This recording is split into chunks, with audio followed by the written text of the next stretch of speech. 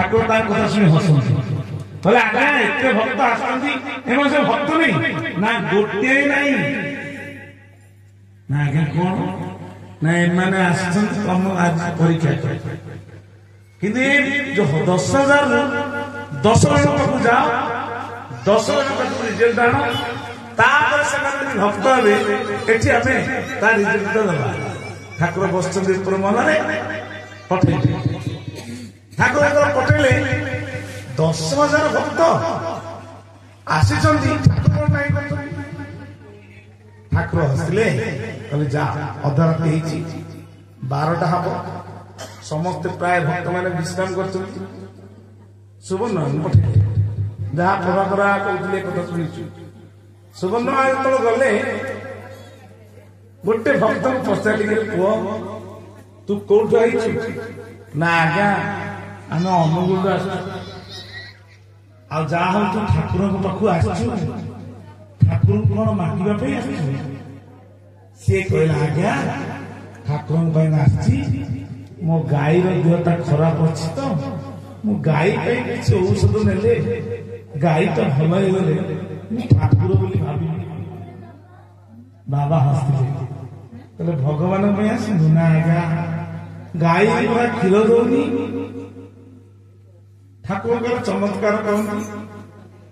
ଆଚ୍ଛା ତୁ ଚମତ୍କାର ରହିଲୁ ଗାଈ ପାଖରେ ରହିଲୁ ଆଉ କିଛି ବାଟ ଗଲେ ଆଉ ଗୋଟେ ପଚାରିଲା ତୁ କୋଉଠୁ ଆଇଛୁ ନା ଆଜ୍ଞା ମୁଁ କେନ୍ଦ୍ରାପଡ଼ାରୁ ଆସିଛି କଣ ତୋର ଠାକୁରଙ୍କ ପାଖକୁ କାହିଁକି ତୁ ଆସିଛୁ ଏଠି କଣ ନବୁ ଏତେ ବିଶ୍ୱାସ ନା ଆଜ୍ଞା ପୁଅର ଚାକିରି ହଉନଥିଲା ମୁଁ ଶୁଣିଲି ଆମ ବନ୍ଧୁବାନ୍ଧବ କଥା ଶୁଣିକି କହିଲି ଯାଏ କରମଳା ଗଲେ ଅଭିରାମ ବାବା କିଛି ତୁଳସୀ ଦେଇକି କଣ ଭଲ କରିଦିଅନ୍ତି ଆଉ ଯିଏ କଣ କୃପା କଲେ ମୋର ପୁଅର ଚାକିରି ତାହେଲେ ତୁ ତୋ ପୁଅ ଚାକିରି ପାଖରେ ରହିବୁ ଆଉ ଗୋଟେ ପଚାରି 10 ଜଣ ପାଶ କିଏ ଗାଈ ପାଇଁ କିଏ ଗୋରୁ ପାଇଁ କିଏ ଔଷଧ ପାଇଁ କିଏ ତୁଳସୀ ପାଇଁ କିଏ ପୁଅର ଚାକିରି ହଉନି ନାନା ପ୍ରକାର କାମନା ନେଇକି ଆସିଥିଲେ ଶେଷରେ କହିଲେ ଆଉ ଏତେ ବୁଲିବୁ କଣ 4 ଜଣ 3 ଜଣ ପରେ ଠାକୁର ଉପରେ କହୁଛନ୍ତି ଆଉ କଣ ପଚାରିବ କାହାକୁ ନା ଆଜ୍ଞା ମୁଁ ଆଉ ଯା ଗୋଟିଏ ଭକ୍ତ ଅଛି କୋଉଠି ଯୋଉଠି ବର୍ତ୍ତମାନ ଶାରଳା ସୁନ୍ଦରୀ ଅଛନ୍ତି ଆପଣ ମାନେ ଦେଖିଥିବେ ପୁରସ୍ତମ ଯୋଉ ଦଉଥିଲେ ଯୋଉଟା କାର୍ଯ୍ୟାଳୟ ପଛରେ ପରମ ପୂଜ୍ୟ ଅର୍ଜୁନ ମହାରାଜ ଦଉଥିଲେ କଲେ ସେ ଶାରଳା ସୁନ୍ଦରୀ ଗଛ ମୂଳରେ ଗୋଟିଏ ଭକ୍ତ କଣ କରୁଛି ନା ଅଖା ଘୋଡେଇକି କେତେ ଆମର ଭାବନ୍ତି ନା କରମଳା ଆସିଲୁ ଯେ ବାବା ମାନେ ଟିକେ ଛପ ଦେଲେନି କି ମାନେ ଆମକୁ ଟିକେ ବସିବାକୁ କୋଉଠି ଟିକେ ଘର ଦେଲେନି ଠାକୁର ସେମାନଙ୍କୁ ଅନାନ୍ତିନି ବୋଲି କହନ୍ତି ଯୋଉମାନେ ଘରେ ରହିକି ସୌକରେ ତ ଥିଲ ବ୍ରଜଧଣିକି କଣ ପାଇଁ ଆସିଲ ଯିଏ ଆସିଥାଏ ଯାହା ପରମ ପୂଜ୍ୟ ରବିନାରାୟଣ ଗୋଟେ କଥା କହୁଥିଲେ ଠାକୁର ବିଶ୍ରାମ କଲାବେଳେ ଭକ୍ତ ମାନଙ୍କ ପାଖକୁ ଯାଇକି କିଏ ଗଛ ମୂଳେ ବସିଥିବ ମଶା ଡାଁସ ଖାଇଯାଉଥିବ ଠାକୁର ତାକୁ କାଳେ ଆଉଁସି ଦିଅନ୍ତି ଘରେ ଥିବା ଲୋକ ପାଖକୁ ଯାଆନ୍ତିନି ଆନନ୍ଦ ବା କାହିଁକି ନା ମୋ ପାଖରେ କଣ ଅଛି ଇଏ ଦୂର ଦୂରାନ୍ତରୁ ଆସିକି ଜନ୍ମୋତ୍ସବରେ ଚାଲି ଚାଲି ଆସିଛି ଘଣ୍ଟା କୁଞ୍ଚା ଗୋଡରେ ପଶିଛି କାଦ ମାଟି ମାନି ନାହିଁ ଆହା ଶ୍ରଦ୍ଧାରେ ଠାକୁର ଅଧରାତ୍ରରେ ଶୋଇପଡିଥିବ ଘୁମୁଳେଇକି ଚାଲିକି ଇଏ ହଉଛି ମୋର ଭକ୍ତ ତା ଗାଲ ବାଉଁଶ ଦେଇ ଗେଲ କରିଦେଇଗଲା ଠାକୁର ତୋର ମଙ୍ଗଳ କରନ୍ତୁ ଠାକୁର ତାକୁ ଅନ୍ତର୍ଧ୍ୟାନ ହେଇଯାଆନ୍ତି ଚାଲି ଆସନ୍ତି ଭକ୍ତ ମାନଙ୍କ ପାଖରେ ଏଇ ପରିବେଶରେ କଣ ହେଇଛି ଏହାକୁ ଦେଖି ଦେଖି ଠାକୁର ଆସିଲା ପରେ ସୁବର୍ଣ୍ଣଙ୍କୁ ପଠେଇଲେ ଯାଅ ତମେ ପଚାରିକି ବାବା ଆସିଲା ବେଳେ କହିଲେ ଶୁଣ କାମନାବାଦୀ ଭକ୍ତ ମାନେ ଏଭଳିଆ ଯେ ଭକ୍ତି କଲଳରେ ଠାକୁର ଲେଖିଛନ୍ତି ଯୋଉ ଭକ୍ତ ମାନଙ୍କର ମନସ୍କାମନା ଠାକୁର ପୂର୍ଣ୍ଣ ନ କରିବେ ଠାକୁରଙ୍କ ଉପରେ ବିଷ ଗୁଡାଏ ଢାଳି ଦିଅନ୍ତି ଏ ଠାକୁର ଦେଲେନି ଆଉ ଠାକୁର କଣ ପୂଜା କଲେ ଆଉ ଗୋଟେ ଠାକୁର ଆଉ ଗୋଟେ କଣ एक गुरु पाठ में है ना वो जो चमत्कार दिखाता है वो नमस्कार ज्यादातर लेता है लेकिन जब जेल जाता है कोई उनको रक्षा करने वाला नहीं होता आनंद कुमार कारण चमत्कार को नमस्कार ठाकुर चमत्कार करने आसीना नमस्कार में आसीना ତୁମେ କାୟ ମନୋବାକ୍ୟଟା କେତେ କଷି କଷାଇ ଧନ ନେବୁ, ନହିଲେ ବାହୁଡାଇ ଦେବୁ। ବହୁତ ପରୀକ୍ଷା କରିବେ ପ୍ରହ୍ଲାଦକୁ, ଧ୍ରୁବକୁ, ଏମିତି ଭକ୍ତ ମାନଙ୍କୁ ପରୀକ୍ଷା କଲା ଭଳିଆ। ତ ଠାକୁର କହିଲେ ମୋର ଗୋଟିଏ ନିଷ୍କାମ ଭକ୍ତ ଅଛନ୍ତି, ସେଇ ଯୋଉ କଣେ ବସିଛି ଯା। ଗଲା ବେଳକୁ ସେ ଅଖା ଘୋଡେଇକି ଚାଦର ଫାଦର କିଛି ଆଣିଛନ୍ତି, ମୁଢି ମୁଠାଏ ଧରିଛି। ଠାକୁର କଣ ମୁଢି ମୁଠାକୁ ଖାଇବେ, ବହୁତ ସାଇଜ କରିକି ତାକୁ ବାନ୍ଧିକି ରଖିଛି। କିନ୍ତୁ ଭାବୁନି ଯେ ମୁଁ କୋଉ ଭଳିଆ ଲୋକ ଏତେ ସବୁ ପାଟ ପୁକା ଠାକୁର ପାଖକୁ ଆଣିଥିବେ, ଇଏ ସବୁ ନ ପିନ୍ଧିକି କେତେ ପ୍ରକାର ଖାଦ୍ୟ ଆଣିଥିବେ ଜନ୍ମଦିନରେ, ମୋ କଥା କିଏ ଶୁଣେ। ତଥାପି ଭାବନା କରୁଛି କାଳେ ଯଦି କୃପା କରିବେ ଡାକିକି ତ ଯଦି ମୁଢି ଦିଅ। ମୋ ସ୍ତ୍ରୀ ତ ମୁଢି ଭଜା ଦେଇଛି, ଖଣ୍ଡିଏ ଗାମୁଛା ପକେଇଛି, ଜାତିରେ ପନ୍ତ ଗୁଣ ପନ୍ତି ଲୋକ। କହିଲେ କଣ କରିବି ନା କର୍ମ କରିଛି ଫଳ ଭୁଞ୍ଜ, ନିଜ ହାତରେ ବୁଣିକି କାନ୍ଧରେ ପକେଇଥିବା ଠାକୁରଙ୍କ ପାଇଁ ଗୋଟେ ଝଜି, ମାତ୍ର 3.5 ହାତ 4 ହାତ, ପଇସା ପତ୍ରର ଅଭାବ ସେତେଟା ନଥିଲା। ଗରିବ ସମୟ, ସେ ସମୟରେ କଣ ଆଜି ଭଳିଆ ଧନ ସମ୍ପତ୍ତି ଅଛି? କଣା ପଇସା, ଏଇ ଯୋଉ 5 ପଇସା, 1 ଦଉଣି ଇତ୍ୟାଦି ଇତ୍ୟାଦି ଆପଣମାନେ ଜାଣିଛନ୍ତି, ସେ ସବୁ ଚଳୁଥିଲା। ଗୋଟିଏ କଣା ପଇସା ଦେଲେ ପୁରା ମୁଢି ଦେଇ ଦଉଥିଲେ। ଆପଣମାନେ ସେଇ ପୁରାତନ ଲୋକ ଜାଣିଥିଲେ। ତ ମୁଢି ମୁଠାଏ, ଗୋଟିଏ ଖଣ୍ଡିଆ ଝଜି, 3.5 ହାତକୁ 7 ହାତ, 7.5 ହାତ ମହାପୁରୁଷ ତାଙ୍କର କୋଉଠିକି ପାଇବ? ତଥାପି ପ୍ରଭୁ କୃପାମୟ ନିଜର କର୍ତ୍ତବ୍ୟ ହିସାବରେ ପ୍ରଭୁଙ୍କ ପାଖକୁ ଖାଲି ଯିବି କି? ସେଇ ଝଜି ଖଣ୍ଡେ ଧରିଛି, ମୁଢି ତକ ଧରିଛି, ଆଉ ବେଗରେ ଗୁଡେଇ ଗୁଡେଇ ସାଇଜ କରି ରଖିଛି, କାଳେ କୋଉଠି ପାଣି ଫାଣି ପଡିଯିବ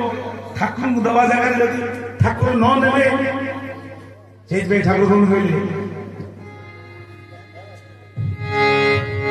ହୀନ ବନ୍ଧୁ ମହାନ୍ତି ବନ୍ଧୁ, ବନ୍ଧୁ ପାଇଁ ବହିଲ ଅନବାର, ଜଗବନ୍ଧୁ ପରି ବନ୍ଧୁ କାହିଁ ଅଛି, ଦୂତ ହୋଇ ଯିବ ହସ୍ତିନାପୁର। ହରି ବୋଲ ବନ୍ଧୁ ହି ବନ୍ଧୁ ମୋର।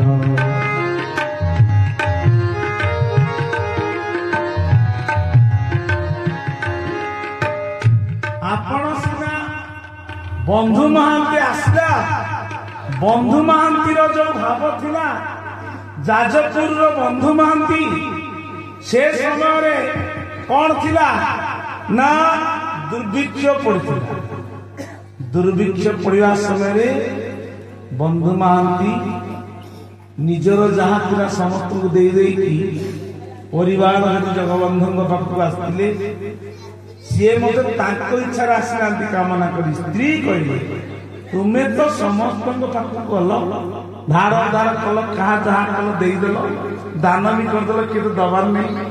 ଆଉ ତମେ ପରେ କାହା ଗୋଟେ ବନ୍ଧୁ କରୁଛ ନା? ବନ୍ଧୁ କରୁଛ ଜଗବନ୍ଧୁ। ଜଗବନ୍ଧୁଙ୍କ ପାଖକୁ ଆସିଥିଲେ ଆପଣ ମାନେ ଘରେ ଘରେ ପରିଚିତ ଦାଢ୍ୟତା ଭକ୍ତିରୁ ପଢିକି ଶୁଣିଥିବେ। ଯୋଉଦିନ ଆସିଲେ ଜଗବନ୍ଧୁଙ୍କ ପାଖକୁ ଭୋକ ଶୋଷରେ ପ୍ରାଣ ବିକଳରେ ରାତି ଅନିଦ୍ରା ହେଇକି ଡାକିଲେ, ମତେ ପ୍ରଭୁ ପରିବାର ଦିଅନ୍ତୁ, ମୋ ପାଖରେ ନ ଦିଅନ୍ତୁ ଖାଇବାକୁ। ପରିବାରକୁ ଦେବା ପାଇଁ ଭଗବାନ ସ୍ୱୟଂ ଜଗନ୍ନାଥ ମୋ ବନ୍ଧୁ ଆସିଛନ୍ତି ଭାବିକି ଦେଖିଲେ ମାଗିବାର ନାହିଁ, କିଏ କାଳେ ପଚାରିବ କି ନାହିଁ। ମଳିମୁଣ୍ଡିଆ ଲୋକ ପେଜ ନଳା ପାଖରେ ବସିଲେ, ଡାକିଦେଲେ ହେ ଦିନ ବନ୍ଧୁ, କେହି ନାହାନ୍ତି, ତୁମେ ମୋର ବନ୍ଧୁ। ଆଉ ଆପଣ ତ ଦୂତ ହୋଇକରି ପଞ୍ଚ ପାଣ୍ଡବ ମାନଙ୍କୁ ଯାଇଥିଲ, ଆଉ ମୋ ପାଖକୁ ଟିକେ ଆସିଲେ ଭାବରେ ଡାକିଦେଲେ। ମହାପ୍ରଭୁ ରହିପାରିଲେନି, ସୁନାର ଥାଳି ଧରିକି ଅଧରାତ୍ରରେ ଡାକ ଛାଡ଼ିଲେ। କହିଲେ ମୁଁ କଣ ଡାକିକି ଆସିଛି? ନା ଦକ୍ଷିଣ ଦ୍ୱାର ପଟେ କହିଲେ ହେ ଯାଜପୁରିଆ ବନ୍ଧୁ ନିଅ ତମକୁ ପରେ ଡାକୁଛି। ବନ୍ଧୁ ମହାନ୍ତି ମୁଣ୍ଡ ଟେକି ଦେଖିଲେ କହିଲେ ବନ୍ଧୁ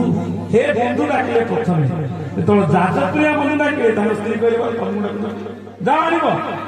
ଚାଲି ଆସିଲେ ମହାପ୍ରଭୁ ସପ୍ତମ ବେଶରେ ବ୍ରାହ୍ମଣ ବେଶରେ ଦେଇଦେଲେ କଣ ନା ସୁନାର ଥାଳିରେ 56 ବ୍ୟଞ୍ଜନ ପ୍ରସ୍ତୁତ ହେଇଛି। ମହାପ୍ରଭୁ କହିଲେ ଆରେ ଦେଇକି ଅନ୍ତର୍ଧ୍ୟାନ ହେଲେ ଖାଇସାର, ଖାଇସାରିଲା ପରେ ତମେ ଥାଳ ଦବ, ଯାଅ ନେଇଯାଅ। ମହାପ୍ରଭୁ ଜଗତର ନାଥ ବନ୍ଧୁ ମହାନ୍ତି ଥାଳି ଦେଇଥିଲେ। ସେ ଥାଳିରେ ଯେତିକି ପରିବାର ପାଇଲା ପରେ ବଳିଲା ତାକୁ ଗୋଟେ କୁଡୁଆ ଆଣିଥିଲେ, ମାଟି କୁଡା ଗୋଟେ ରଖିଲେ, ମାସର ମାଜିକି ତାକୁ ଦେଇଦେବା ପାଇଁ ସକାଳୁ ଗଲା ବେଳକୁ ମହାପ୍ରଭୁଙ୍କର ମନ୍ଦିର ଭିତରେ ହାର ଘୁରି ପଡିଗଲା ଯେ କୁଆଡେ ଗଲା ସୁନାର ଥାଳି, କୁଆଡେ ଗଲା, କିଏ ନେଲା? ସମସ୍ତଙ୍କୁ ପଚରାଗଲା, କେହି କହିପାରିଲେନି ସୁନାର ଥାଳି କିଏ ନେଇଛି। ଖୋଜି ଖୋଜି ଆସିଲେ କଣ ଚାରିପଟେ ଖୋଜା ହେଲା, ତାଙ୍କର କର୍ମଚାରୀ ଯାଇ ଦେଖିଲା ବେଳକୁ କହିଲେ ଏଇ ଚୋର କରା ନେଇଛି ସୁନାର ଥାଳି। ଯା ମହାପ୍ରଭୁଙ୍କ ଥାଳି ବାସନକୁ ଚିନା କପଡାରେ ବାନ୍ଧିକି ବନ୍ଧୁ ମହାନ୍ତି ରଖିଥିଲେ, ତାକୁ ଧରିକି କହିଲେ ଆଜ୍ଞା ଇଏ ଚୋର ରାଜାଙ୍କ ପାଖକୁ ନେଇଗଲେ। କହିଲେ ଯାହା ଦଣ୍ଡ ଦଉଛ ଦିଅ, ଖାଇବାକୁ ଦେଲ, ଇଆଡେ ମାଡ ମଧ୍ୟ ମାରିବ, ଯାହା ଇଚ୍ଛା। ଭକ୍ତ ସବୁଦିନ ସହିଯାଏ। ନେଇଗଲେ ମହାପ୍ରଭୁ ପରୀକ୍ଷା କରନ୍ତି ଭକ୍ତଙ୍କୁ। ଭକ୍ତ କହିବ ମତେ ଏତେ କଥା ପରୀକ୍ଷା କଲେ କେମିତି ଚଳିବ, କରିବାକୁ ପଡିବ। ଭକ୍ତ ପରୀକ୍ଷା ଦେଇନ, ପରୀକ୍ଷା ଦେଲେ ହିଁ ପାସ୍ ହବ। ଏମିତି ଆମ କର୍ମ ବାସନା ଏଇଭଳି ଜନ୍ମ ଜନ୍ମ ଧରି ଆମେ ଏମିତି କର୍ମ ବାସନା ଭିତରେ ଘାଣ୍ଟି ଚପଟି ହେଇକି ମଣିଷ ଜନ୍ମ ପ୍ରାପ୍ତ ହେଇକି ଗୁରୁ ପରମଙ୍କର ଆଶ୍ରିତ ହେଇଛନ୍ତି। ଏଟା ସହଜ କଥା ନୁହଁ। କେତେ ଜନ୍ମ ବିତି ଯାଇଛି। ବନ୍ଧୁ ମହାନ୍ତିଙ୍କର କଥା ଚାଲିଗଲା ସବୁଆଡେ। ରାଜାଙ୍କ କାନୁ ଗଲା, ରାଜା କହିଲେ ତାଙ୍କୁ ଆଣନ୍ତୁ, ବନ୍ଦୀ କରି ରଖନ୍ତୁ। ମହାପ୍ରଭୁ ରାତି ଅଧରେ ରାଜାଙ୍କୁ ସ୍ୱପ୍ନରେ କହିଲେ ମୋ ଭକ୍ତ ମୁଁ ଖାଇବାକୁ ଦେଇଛି, ଆଉ ବନ୍ଧୁ ମହାନ୍ତି ପାଇଁ ତୁମେ ଜାଗା ପ୍ରସ୍ତୁତ କର, ରହିବା ପାଇଁ ସେଠି ବ୍ୟବସ୍ଥା କର। ସେ ଭକ୍ତଙ୍କୁ ଦଣ୍ଡ ଦେଲେ ମୁଁ ତମ ବଂଶ ବୁଡେଇଦେବି। ଆନନ୍ଦ ଭକ୍ତ ଲାଗି ତୋର ତନୁ ଏଣୁ ତୁ ଭକ୍ତ କଥା ଗୋବିନ୍ଦ ଗୋବିନ୍ଦ ଗୋବିନ୍ଦ ପଦ ଗାଳୁଛି ମକର ହରି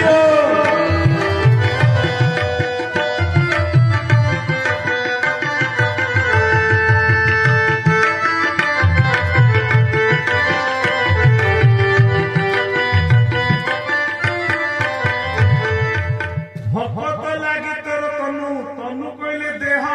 ତୋର ତନୁଟା କଣ ପାଇଁ ନା ଭକ୍ତ ପାଇଁ ତୁ ଆସୁ। ଏ ଜନ୍ମୋତ୍ସବ ହଉ, ଚନ୍ଦନ ଯାତ୍ରା ହଉ, ବାବାଜୀ ଥିଲେ ଠାକୁର ଖୁସି ହେବେନି କି ନିଜେ କିଛି କରିପାରିବେନି।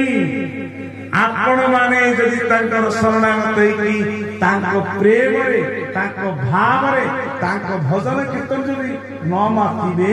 ପ୍ରଭୁ ଖୁସି କେମିତି ହେବେ? ଭକ୍ତ ଲାଗି ତୋର ତନୁ ଏଣୁ ଭକ୍ତ କଥା ମାନୁ। ଭଗବାନ ମାନିଗଲେ ଆଉ କହିଲେ ଏଇଭଳିଆ ଭକ୍ତ କିଏ ଅଛି? ନିଷ୍କାମ ଭକ୍ତ। ନିଷ୍କାମ ଭକ୍ତର କଥାକୁ ଶୁଣି ଖୁସି ହେଇ ତାର କଣ କଲେ? ମନବାଞ୍ଛା ପୂର୍ଣ୍ଣ କରିଦେଲେ। ଗଲା এইভাবে ঠাকুরଙ୍କର কথা। ভক্ত ভগবানଙ୍କ ଅଭେଦ, ତିଳେ ମାତ୍ର ନଥାଏ ଭେଦ। ଅଭିରାମ କହେ ଅଭିରାମ କହେ ପ୍ରେମିକ ଭକ୍ତ। ଆମେ ସମସ୍ତେ ପ୍ରେମ ନଥିଲେ କିଏ ଆସନ୍ତା ଏଠି କହିଲେ, କିନ୍ତୁ ମାଧ୍ୟମ ଜଣେ କିଏ ନା ପ୍ରମୋଦ ବାବୁ। କାହିଁକି? ପ୍ରମୋଦ ବାବୁଙ୍କର ମା ହଉଛନ୍ତି ମାଧ୍ୟମ କି ତାଙ୍କ ପରିବାର ମାଧ୍ୟମ। ମାଧ୍ୟମ ନହେଲେ ପ୍ରଭୁ ଆସନ୍ତିନି, ଠାକୁରଙ୍କ କାର୍ଯ୍ୟ ହୁଏନି। ମଧ୍ୟସ୍ଥ କିଏ?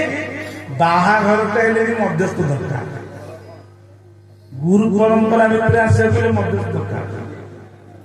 ଜଣେ ଯାଇଛି ଠାକୁରଙ୍କ କଣ, ଅଭିରାମ କଣ, ନାରାୟଣ କଣ, ତାଙ୍କ ସମ୍ପର୍କରେ ସେ ବୁଝିଛି, ठाकुर को बसी पूजा करको आउ जड़े अनुसरण करी आज्ञा किए ना ये अभिराम परमहंस ना कौन ना ये भगवान बाबाजी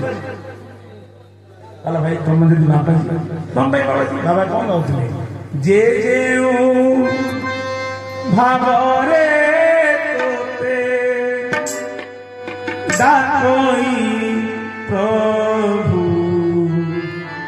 श्री भावे ताकू देव दर्शन श्री भावे ताकू देव दर्शन गोपी तू दिशु मोहन हंस तुझे काल समन मुरा देखे सहस्र पाद चतुर्भुज देखे से उग्रसेन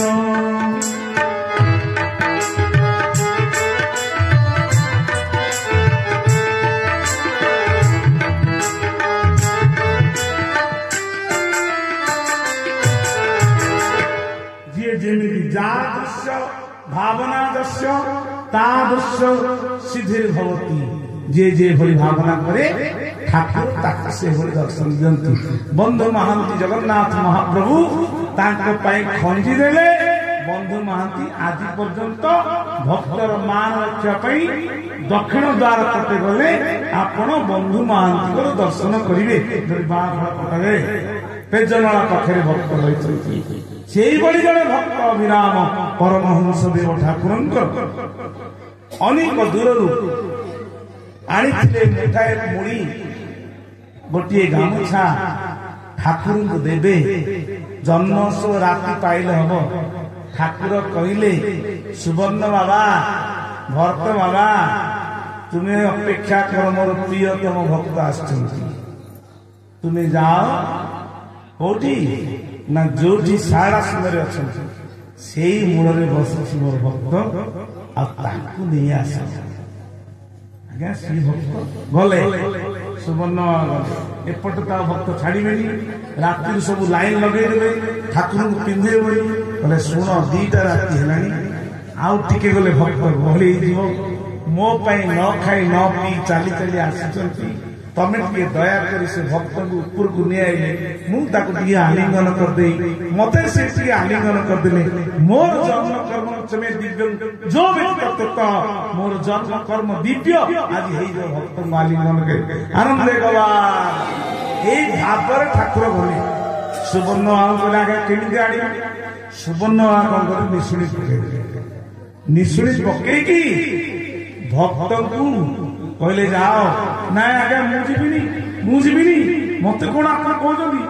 किए से कथा नहीं ठाकुर कहते तमें ऊपर को न गले काली पानी छुएनि जल स्पर्श करेनि कहल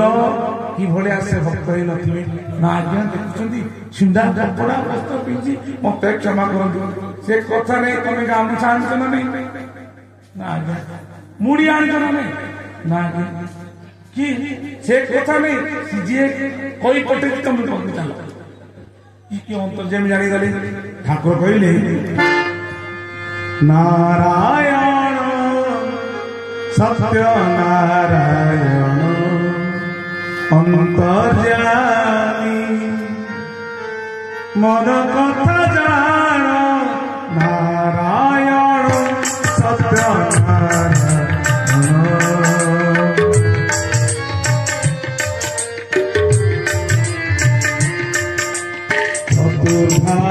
मूर्ति शोभा देखी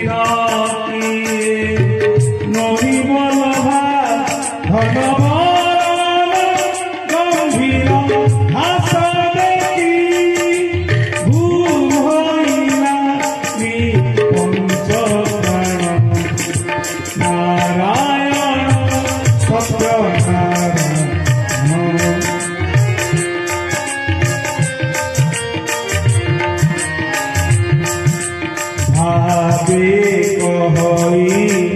अभिराम बाई हरि बोलो भाव कही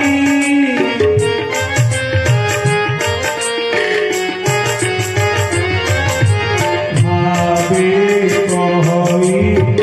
अभिराम बाई तोते तुही रख भाव रही रखिले न रखिले रखिले न रखिले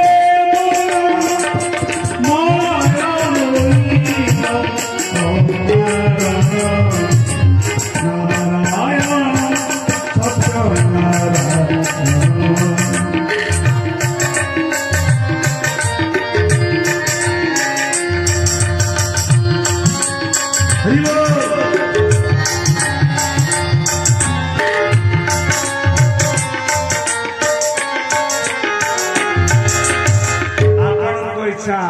मन खुशी हो गला प्रभु अंतर्यामी जानीगले ऊपर महला को आणिले देहरे भक्तर आउ बल नहीं देहरे ज्ञान नहीं ठाकुर कहले आस आस तुम अपेक्षा मु काली ठार कुछ पाई नहीं रात्रे मध्य पाई नहीं तुम्हें देखिबा कौन देइछ ताकु टिके आण कौन आनिछ ऊपर महला को चढ़ी गले देहरे थिला कृष्ण मां को कहले गोटे आनिलु सुंदर वस्त्र टे ठाकुर धोती देले कहले एठी पिंध मु तुमको टिके आलिंगन करे रे बाबाजीटा पाखे कौन अच्छी एते दूर चली चली आसछ तुमर देइथिया मुड़ी मुठाक ठाकुर कहले नाई मुझे आनी से दिन कथा अद्यावधि से लीला करे गौर राय कोन भाग्यवान देखिबार पाए से गौर राय से कृष्णचंद्र एवं मध्य से लीला करुछंती अनुभव को सत्य कही अभिराम भाई आनंद कबार अनुभव बिना जाते कहब जन्मे जन्मे एथि नाही संतोष ठीक कहले सिंधु पार होई बास सिंधु पार होई बास आहो सिंधु पार होई बास श्री गुरु सुमाई नारे बस सिंधु पार होई बास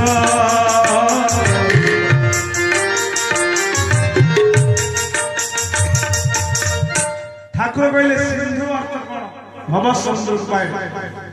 ठाकुर कहले जीवन जदि भव समुद्र पार हवा अच्छी केवल एकमात्र श्री गुरु सुमरी नाद बस नाद जो पकई देती बस गुरु किए गुरु कर्णधार होती ए भव रूप के शरीर रूप नाम प्रभु कर्णधार होती चरण कले आम स्थान देले कहिबा बोलिबा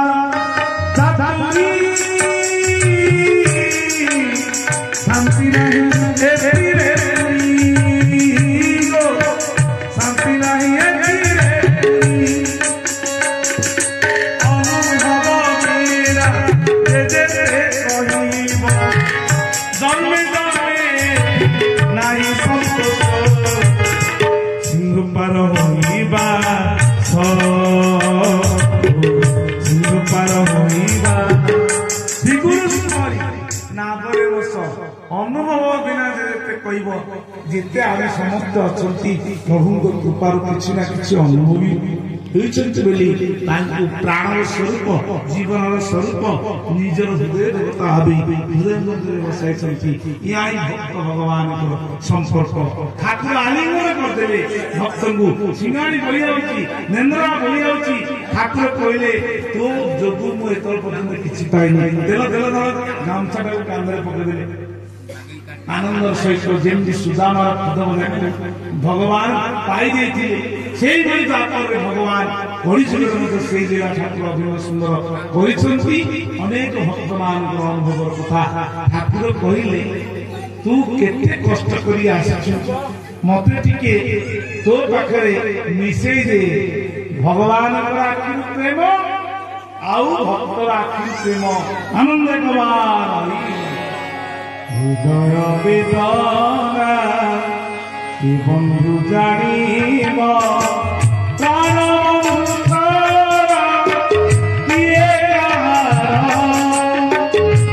জীবনর বন্ধু পরম বন্ধু যোগ্য হিতি সতী বন্ধু হে বন্ধু তুমি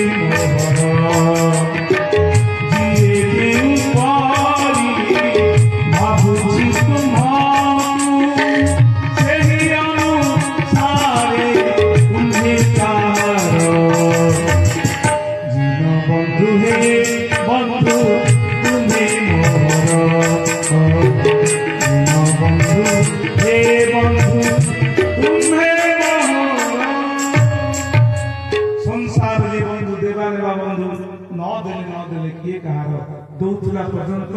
বন্ধু বান্ধব সব আপনার কিন্তু দীনবন্ধু একমাত্র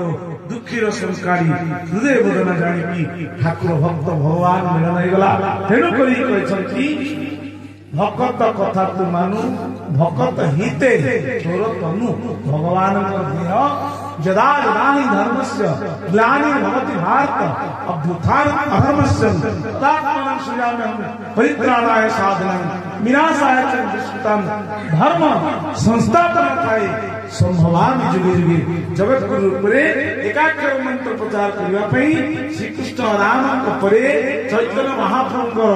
एक महामंत्र परे ठाकुर आसिले अभिन्न सुंदर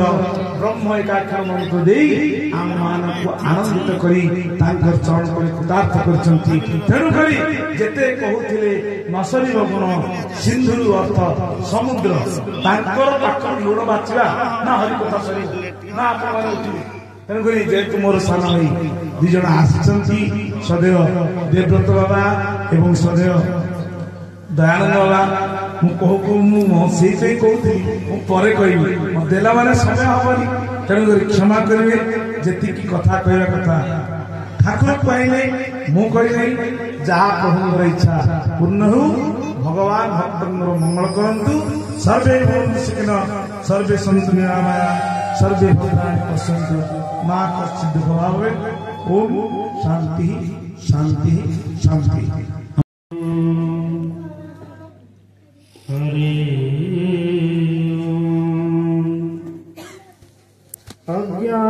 अज्ञानतिमिरान्धस्य ज्ञानाञ्जनशलाकया चक्षुरुन्मिलितं येन तस्मै श्री गुरवे नमः। मंत्रमूलं गुरुवाक्य पूजामूलं गुरुमूर्ते ध्यानमूलं गुरुपाद मोक्षमूलं गुरुकृपा मोक्षमूलं गुरुकृपा। सर्वमंगल्य मांगल्ये शिवे सर्वार्थ साधिके शरण्ये त्र्यंबके गौरी नारायणी नमस्तुते नारायणी नमस्तुते। मनोभिराम नयनाभिराम मनोभिराम नयनाभिराम वचोभिराम श्रवणाभिराम मनोभिराम नयनाभिराम वचोभिराम श्रवणाभिराम सदाभिराम सतताभिराम सदाभिराम सतताभिराम वन्दे सदा गुरुदेवाभिराम वन्दे सदा गुरुदेवाभिराम। कर्पूर गौरं करुणावतारं संसारसारं भुजगेन्द्रहारं सदा वसन्तं हृदयारविन्दे भवं भवानि सहितं नमामि भवं भवानि सहितं नमामि। आशासुराशिवरदण्डवल्ली भसैव दासीकृत दुःखसिन्धो मन्दस्मितैर्मृतशारदनिन्दो मन्दस्मितैर्मृतशारदनिन्दो वन्दे रविन्दासन सुन्दरीतं वन्दे रविन्दासन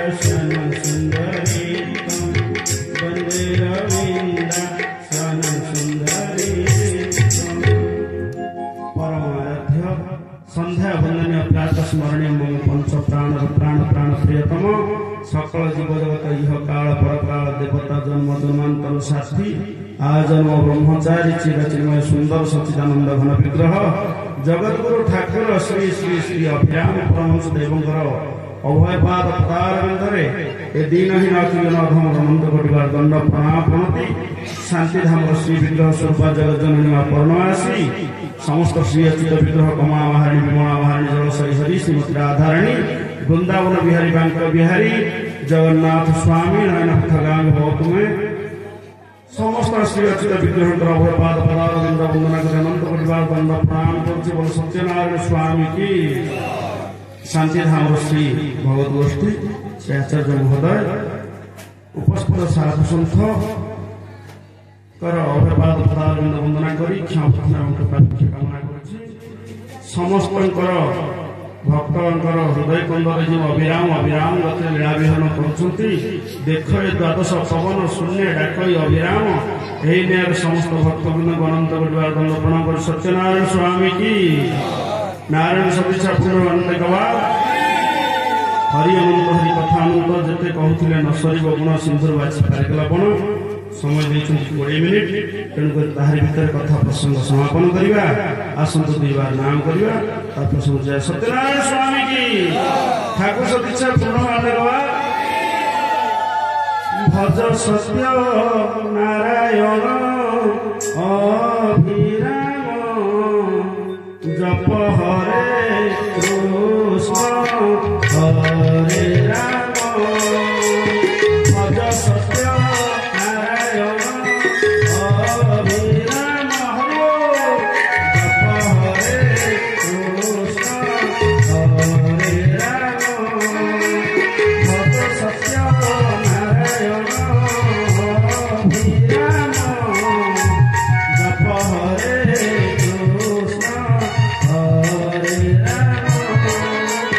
भज सत्य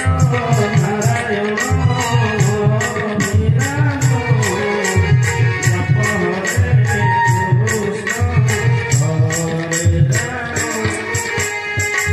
जप हरे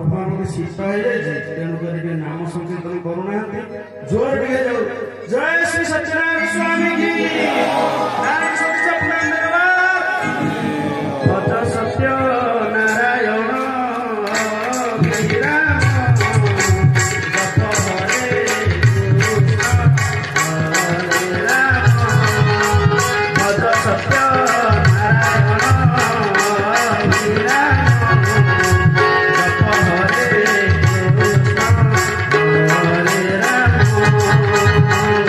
सत्य नारायण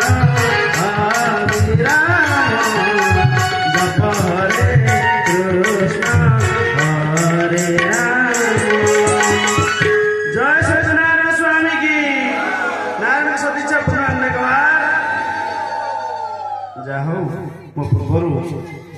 सुंदर कथा कहले जहाँ से सदय हमें ज्ञान हृदय आपना पे आज्ञा उदय हो जाए भागवत वर्णना करती कौन ना मु जहाँ हो सदय ज्ञानता हृदय उदय तेणुक भगवान जहाँ कृपा करेंगे ना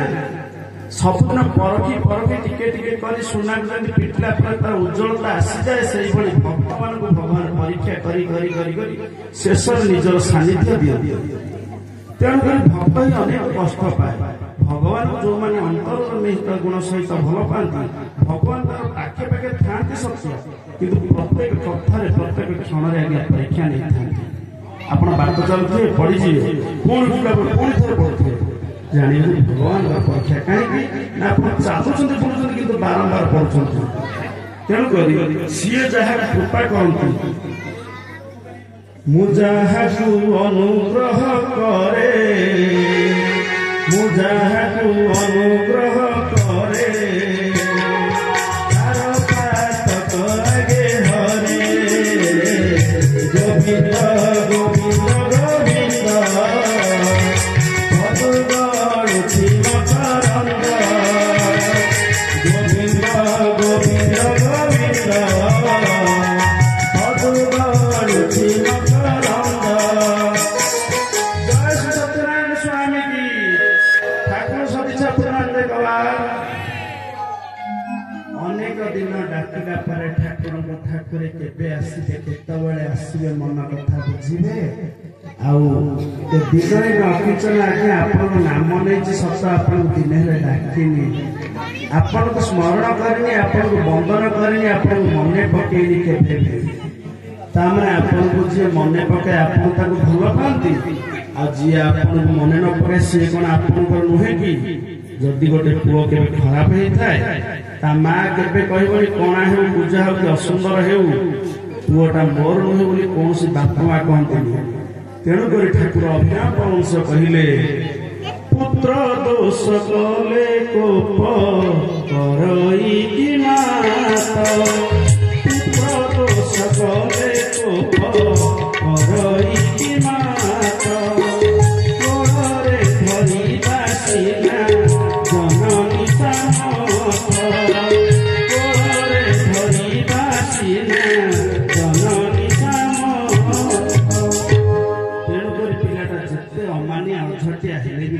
सागे सागे कोड़े नहीं जाती पिलार भूलटा क्षमा दे थांती आज्ञा ठाकुर जो लीला खेला करते शांति धाम बाबा जमी कहले ठाकुर अभिराम परमहंस को सामान्य व्यक्ति बोली भावुଥିବା मनुष्य निहाती मूर्ख कारण जो मुद्रार गोटे पार्श्व देखती अपर पार्श्व देखी न पारे आगे जो दर्पण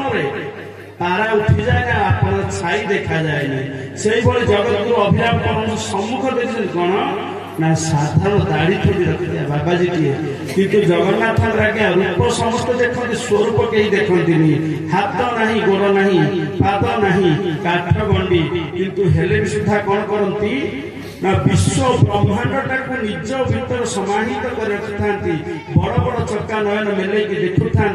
बड़ ओठटे 56 कौटी भोग व्यंजन बाढ़ती जो कमला महाराणी भगवान ताको हर्ष मन नियंती तेणुक भक्त भितर खाली लक्ष्मी देले पाइबे भक्त देले पाइबे यार कौन माने नहीं कारण तोर मोर भाव न जानी केही तू मात्र जानाऊ जाने नहीं से समय कथा जेतोले कौन है ना जने व्यक्ति को सहित कथोपकथन हो कहीदेले तुम गुरुदेव गण अभिराम ना आज्ञा मोर गुरुदेव गण अभिराम खाली अभिराम न जगत गुरु ठाकुर श्री श्री अभिराम परमहंस देव एत बड़ प्राण के नाटा जी गुड़ा सी से हृदयटा से सतरे आज्ञा से कौटी बहुत ना करमला रुहती पुरी जिलार करमला शांति आनंद आश्रम अनेक साधु सन्थ भक्त वृंद गहली था नित्य लीला कर नित्य वृंदावन ना तुम ठाकुर जी प्रकृत ठाकुर ताले मुझे कथा जापर ना निश्चय जानती ना ताहले तुम जो कौच समर्पण जहाँ दौ तुम प्रभु पाते ना निश्चय पाती ना तुम्हें दबनी मु जो द्रव्यटा देवी तुम प्रभु जब पाईदेवे ताहले जानिबी आगे तुम ठाकुर पाऊ सत्यनारायण स्वामी की तेणुक जहाँ जो परिबुद्धि सी कौन कले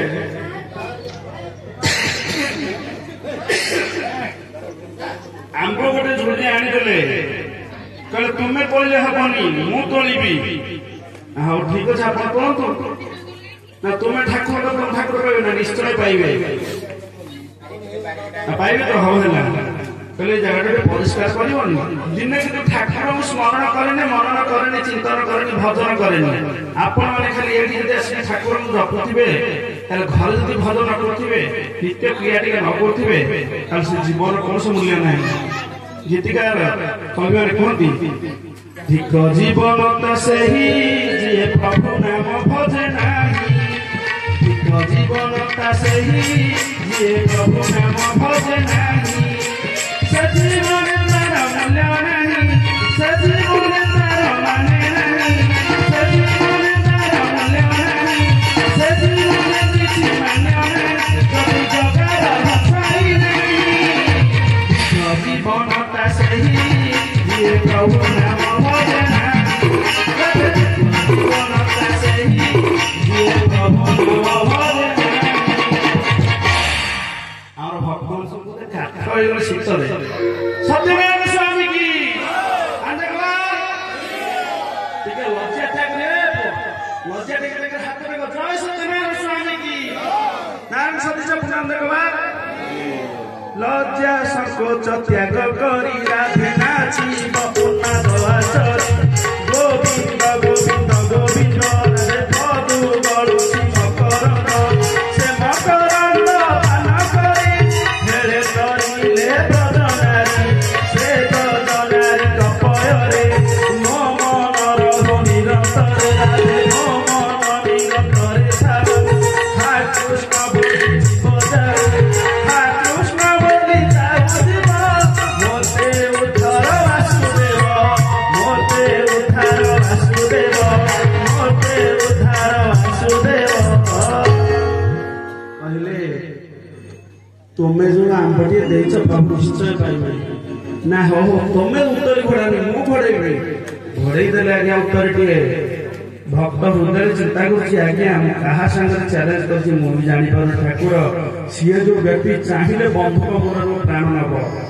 ମୁଁ କହିଦେଇଛି ବଡ ମୁହଁରେ ଆପଣ ଅନ୍ତର୍ଯାମୀ ଆପଣ ସମସ୍ତଙ୍କ ମନ କଥା ଜାଣିପାରନ୍ତି ଯଦି ପ୍ରକୃତରେ ଆପଣ ପ୍ରଭୁ ମନ କଥା ଜାଣନ୍ତି ଅନ୍ତର୍ଯାମୀ ହେଇଥାନ୍ତି ଗଜ ବୁଡ଼ିଗଲା ଜଳରେ ଯେତେବେଳେ ସିଏ ଆପଣଙ୍କୁ କିଛି ଦେଇନଥିଲା ଶୁଣ୍ଢରେ ଗୋଟିଏ ପଦ୍ମ ଫୁଲଟେ ଟେକି ଦେଇଥିଲା ଉପାଡ଼ିକି ଆପଣ ତାକୁ ଗ୍ରହଣ କରିଥିଲେ ମୁଁ ଆଜି ଆଉ କିଛି ଦେଇପାରୁନି ପ୍ରଭୁ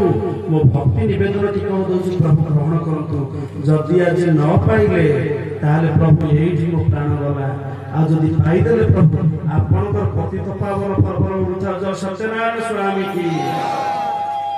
ଭକ୍ତ ଭିତରେ ଘୋଡ଼େଇ ଦେଲା ମନେ ମନେ ଚିନ୍ତା କରିଛି ସେଦିନ କଣ କରିଛି ନା ଗଜ ଯେତେବେଳେ କୁମ୍ଭୀରକୁ ଟାଣୁଛି ବାରମ୍ବାର ଓଟାଉଛି କୁମ୍ଭୀର କଣ କରୁଛି ନା ଜଳରେ ତାର ବଳ ବେଶୀ ବୋଲି ସିଏ ତାକୁ ବି ଟାଣିବାନି ଜଳ ଭିତରେ ଉଭୟ ଉଭୟ ବହୁତ ଦିନ ହେଲା ଯୁଦ୍ଧ ହେଲାଣି ଯେତେବେଳେ ଶୁଣ୍ଢରେ ପାଣି ପଶିବାକୁ ଆସିଲା ସ୍ତ୍ରୀକୁ ଡାକିଲା ସଜନୀର ତୁ ମତେ ଟିକେ ରଖନ୍ତୁନି କି ମୁଁ ତତେ ବାହା ହେଇଥିଲି ଏତେ ପିଲା ଛୁଆ ଜନ୍ମ ହେଲା ଭଲ ମନ୍ଦ ଜିନିଷ ଆଣି ତତେ ଦେଲି ସାଙ୍ଗରେ ଧରି ବୁଲିଲି ଆଉ କଣ ଶେଷରେ କେହି ମାନେ ଜ୍ଞାତି ବନ୍ଧୁ ମାନର ରକ୍ଷଣେ କେନ ହିଲେ ସମର୍ଥ ମୋର ଜ୍ଞାତି ବନ୍ଧୁ ବାନ୍ଧବ ପ୍ରିୟତମ ଆପଣାର ବାପା ମା ଆଜି କେହି ହଉନାହାନ୍ତି ପୁଅକୁ ଡାକୁଛି ପୁଅରେ ଟିକେ ମତେ ଉଦ୍ଧାର କର ନା ନାଇଁ ବାପା ମୁଁ ବି ବୁଡି ଯିବି ଆପଣଙ୍କର ସ୍ତ୍ରୀ ପତ୍ନାଥ ତ୍ରାୟତ ପତ୍ନୀ ସେ ସ୍ତ୍ରୀ କହୁଛି ଆପଣ ଟିକେ ପ୍ରଭୁଙ୍କୁ ମନେ ପକାନ୍ତୁ ଖାଲି ସ୍ତ୍ରୀକି ମନେ ପକାଉଛନ୍ତି ପିଲାକୁ କହୁଛନ୍ତି ସଂସାରକୁ କହୁଛନ୍ତି କି ଆପଣ ନିଜେ ନିଜର ଉଦ୍ଧାର ବାଟ ଖୋଜୁନାହାନ୍ତି ତେଣୁକରି ମୁଁ ମରିଗଲେ ମୋ ପାଇଁ କେହି ଯିବନି କି ଆପଣ ମରିଗଲେ ଆପଣଙ୍କ ପାଇଁ କେହି ଯିବନି ସ୍ତ୍ରୀ ପିଲା ଯିବେନି ଆଜ୍ଞା ଯେତେବେଳେ ଆପଣ ନିଜେ ହିଁ ଜଗତକୁ ଅଭିରାମ ଯୋଉ ପରମହଂସ ଦୀକ୍ଷା ଦେଇଛନ୍ତି ତାକୁ ଯଦି ଟିକେ ସ୍ମରଣ ମରଣ କରୁଥିବେ ତାହେଲେ ଠାକୁର ନିଶ୍ଚୟ ଆପଣେଇ ନେବେ ତେଣୁ ଯେତେବେଳେ ନାକରେ ପାଣି ପଶେ ବିପଦ ପଡେ ସେତେବେଳେ ଆମେ ଭଗବାନଙ୍କୁ ସ୍ମରଣ କରୁ ଯେତେବେଳେ ସମ୍ପଦ ବେଳେ ସର୍ବେ ସଖା ଆଜ୍ଞା ଭଗବାନ ଭଗବାନ ଯେତେବେଳେ ଭଗବାନଙ୍କର କାମ ସରିଗଲା କୌଣସି ଗୋଟେ କାମ ଖରାପ ହେଇଗଲା ଭଗବାନ ଏଡେ ନିଷ୍ଠିତ ଏହା କଲେ ନା ଆଜି ଭଲ ନା ଆରେ ଭାଇ ମୋର ଅମୁକ ହେଇଗଲା ସମୁକ ହେଇଗଲା ଢିକି ହେଲା ସବୁ କହିବାକୁ ପ୍ରସ୍ତୁତ କିନ୍ତୁ ଯେତେବେଳେ ନିଜର ଖରାପ କର୍ମ ଆସେ ନିଜର ଖରାପ ବେଳ ଆସେ ଭଗବାନ ଆଜ୍ଞା ମୋ କଥା ଶୁଣିଲେନି ଶୁଣ୍ଢରେ ପଶିଲା ପାଣି ହେ ନାହିଁ ଆୟତ ମୋର ଶୁଣ୍ଢରେ ପଶିଲା ପାଣି ହେ ନାହିଁ ଆୟତ ମୋର ରଖବାନର କହରି ହେ ପଦେ ଶରଣ ତୋର ରଖବାନର କହରି ହେ ପଦେ ଶରଣ ତୋର ପ୍ରଭୁ ଶୁଣ୍ଢରେ ଆଜି ପାଣି ପଶି ଯାଉଛି ଗଜ କଥା ଚିନ୍ତା କଲା ପ୍ରଭୁ ଏତେ ଜଳ ଥାଇ ଡାକିଦେଲା ଯେ ଆପଣ ଦୌଡ଼ି ଆସିଲେ ଆଜି ମୁଁ କଣ ଆପଣଙ୍କ ପାଇଁ ଜଣେ ପତିତ ପାବନ ଆଜି ସାର୍ଥକ ହେଇଯାଉ ମହାପ୍ରଭୁ ଆମ୍ବଟିଏ ଥୋଇଦେଲେ ଠାକୁର ଡାକିଲେ ପ୍ରଭୁ ଆପଣ ପାଆନ୍ତୁ ଘୋଡା ହେଲା ସମର୍ପଣ ସୂତ୍ର ଧରିଲା ଅଜପା ସେଇଦିନ ମନେ ପକେଇଲା ଗୁରୁ ଦେଇଥିଲେ ଅଜପା ମନ୍ତ୍ର ଅଜପା ଅକର୍ମ ସେଇ ତ ବୀଜ ମର୍ମ ଏ ସୂତ୍ରରେ ପ୍ରସନ୍ନ ହେଲୁ ତୁହିଗ କୃପାମୟୀ ତେଣୁକରି ଯେଉଁ ମନ୍ତ୍ରରେ ଜପ ନାହିଁ ତପ ନାହିଁ ଅଜପା ଅକର୍ମ ସେହି ତ ବୀଜ ମର୍ମ ଜଗତ ଠାକୁର ଏଡେ ସୁନ୍ଦର ମନ୍ତ୍ରଟେ ଦେଇଛନ୍ତି ନା ଯୋଉଥିରେ ସାଧନ ଭଜନ ସବୁ ଆପଣା ଆପେ ହଉଛି ପ୍ରତ୍ୟେକ ଗ୍ରନ୍ଥିଟି ମାନ ଠାକୁରଙ୍କୁ ସ୍ମରଣ କରୁଛି ପ୍ରତ୍ୟେକ ରକ୍ତ ବିନ୍ଦୁ କଣିକାରେ ଏ ଅଧମ ଯୋଉ କଥା କହୁଛି ପ୍ରଭୁଙ୍କର ମହାପ୍ରସାଦ ଟିକେ ପାଇ ତା ଦେହରେ ଯୋଉ ଅନ୍ନ ଅଛି ପ୍ରତ୍ୟେକ କଣିକାରେ ଜଗତକୁ ଅଭିନାମ ପରମହଂସ ଅଛନ୍ତି ସେଇଭଳି ପ୍ରଭୁ ଆଜି ନିବେଦନ କରୁଛି ଠାକୁର ଯଦି ମୋ ଆମ୍ବଟି ଆପଣ ନ ନିଅନ୍ତି ତାହେଲେ ସିଏ ଆଜି ମତେ ମାରିଦେବ ଯେତେବେଳେ କହିଲା ଟେକିଦେଲା ବେଳକୁ ଠାକୁର ଆମ୍ବ ନେଇନାହାନ୍ତି। ତେଣୁ ଦେଖିଲ ଏଟା ଏଡେ ମିଛ ଗୋଟେ ଠାକୁର ନାଁରେ ମିଛ କରୁଛି। ସିଏ ତ ବାବାଜୀ, ଇଏ ଖାଲି ଠାକୁର ଠାକୁର ଟେକିବାର ବ୍ୟସ୍ତ, ଆଉ ଇଏ ଆମ୍ବ ଟିକେ ଦେଖ ନାଇଁ ନାଇଁ ଆଜ୍ଞା ମୋର କୋଉଠି ଗୋଟେ ତ୍ରୁଟି ରହିଗଲା। କଣ ତ୍ରୁଟି ହେଲା ନା ଭାବ ଦେବା ନେବା ଭାବରେ ବାବାଜୀ ଗୋଟେ ଭାବରେ ଡାକିଲେ ପ୍ରଭୁ ପାଖକୁ ପଳେଇ ଆସନ୍ତି। ତେଣୁକୁ ସେ କଣ କଲେ ନା ଯେତେବେଳେ ପୁଣି ଘୋଡେଇ ଦେଲେ ଆଉ ଥରେ ଆଖି ବନ୍ଦ କଲେ ଆଖି ଧଳ ଧଳ ଲୁହ ବାହାରି ପଡୁଥାଏ, ଧାର ଧାର ଗଙ୍ଗା ଯମୁନାର ବାରି ବାହାରି ପଡୁଥାଏ, ତନୁ ମନ ପୁଳକିତ ସହିତ ରୋମାଞ୍ଚିତ ହେଇଯାଉଥାଏ। ଭଗବାନଙ୍କୁ କାତର ନିବେଦନ କଲେ, ପ୍ରଭୁ ଆଜି ଯଦି ଆଉ ନ ନେବେ କି ନ ଦେବେ, ମୋ ପାଖରେ କୋଉ ସମ୍ପତ୍ତି ଅଛି, କୋଉ ଜିନିଷ ଅଛି ଯାହାକି ଆପଣଙ୍କୁ ଦେବି? ମୋର କିଛି ନୁହଁ, ଯାହା ବି ସବୁ ଆପଣଙ୍କର। କାହିଁକି ନା ପ୍ରଭୁ ଆପଣଙ୍କ ଘର ହେଉଛି କମଳା, ତେଣୁକରି ଆପଣ କଣ ମୁଁ ଦେଇପାରିବେ? ଶାସ୍ତ୍ର କୁହନ୍ତି ଜଗନ୍ନାଥ କବିରାମ ସୁନ୍ଦର ଭାବରେ କହିଲେ, ସମୁଦ୍ରରେ ତୁମ୍ଭ ଘର ଗୃହିଣୀ କମଳା ଧନ ଦେ